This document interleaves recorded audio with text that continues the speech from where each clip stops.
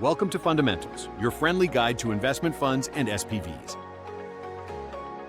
Today we're talking about the fun stuff, money. Ultimately, there are many reasons to want to raise an investment fund. You get to work on interesting deals, often bigger deals than you'd be able to take down by yourself. You get to meet interesting people. You can be your own boss and work flexible, if many hours. But alas, the allure of riches is certainly why many seek to raise an investment fund or syndication. In this episode, we'll discuss how investment managers, GPs, get paid.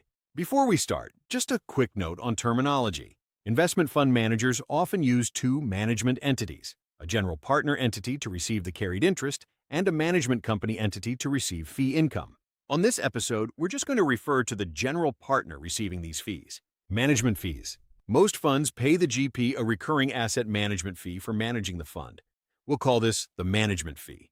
The purpose of the management fee is mainly to pay GP overhead, including salaries, offices, and equipment, like laptops and software. A typical management fee in a real estate or private equity fund might be 2% of committed capital during the investment period and 2% of invested capital thereafter. A management fee in a venture capital fund might be 2% of commitments during the investment period and 1.5% of commitments thereafter. A hedge fund might have a fee of 1.5% of the fund's net asset value. Assets minus liabilities. Are management fees a profit center? In smaller funds, the GPs are not making out like bandits on management fees. For example, a typical $15 million VC fund would generate management fees of $300K per year during the investment period and $225K annually thereafter. If there are two GPs, that's only $150,000 per year before paying outside team members, renting office space, or buying equipment. Of course, in mega funds, fees can spiral upward. For example, Andreessen Horowitz raised $7.2 billion this year. At 2% of committed capital, that would be $144 million a year in fees. Management fee reductions. In some funds, management fee offsets reduce the management fee otherwise earned by the GP. Examples of common management fee offsets include placement fees. GPs sometimes pay third parties to help them raise capital. The fund will often pay for these placement fees initially, but the management fee will be reduced. Please note, you shouldn't pay people to find you investors unless they are licensed broker-dealers. Excess organizational expenses.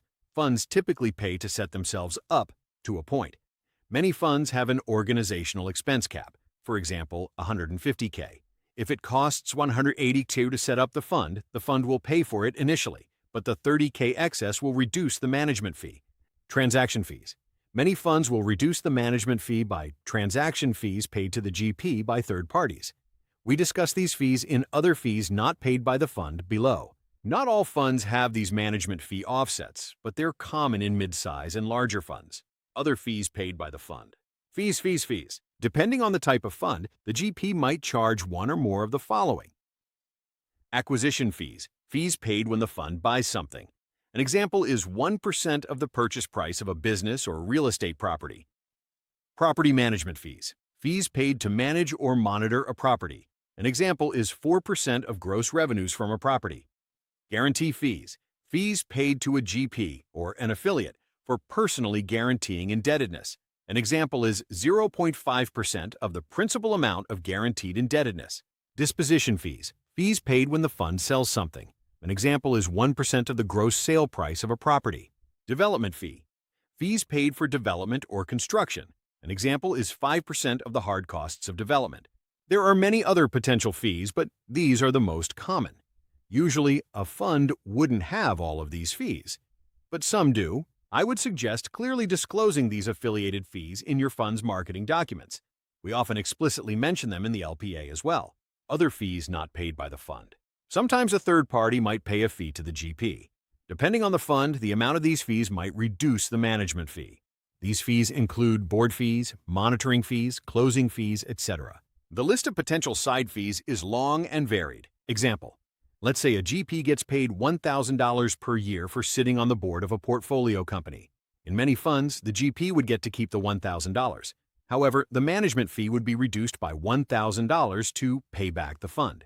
The rationale is that the only reason the GP is getting the $1,000 in the first place is because the fund is investing LP money. So the $1,000 should really belong to the fund.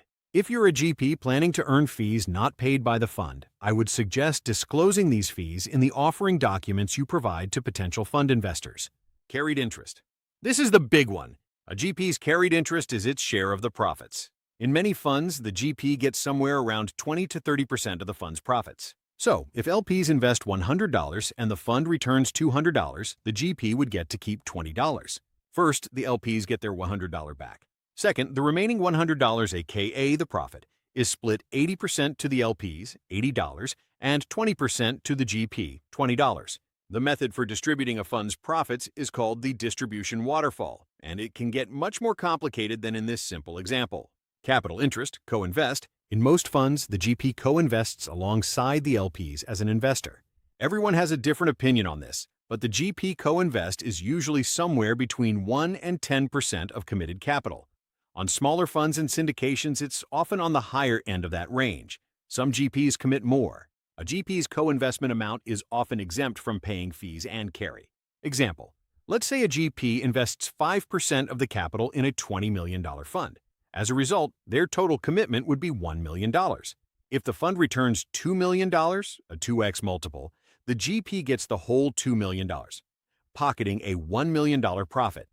The distribution waterfall does not typically apply to the GP. How do GPs fund their GP commitment?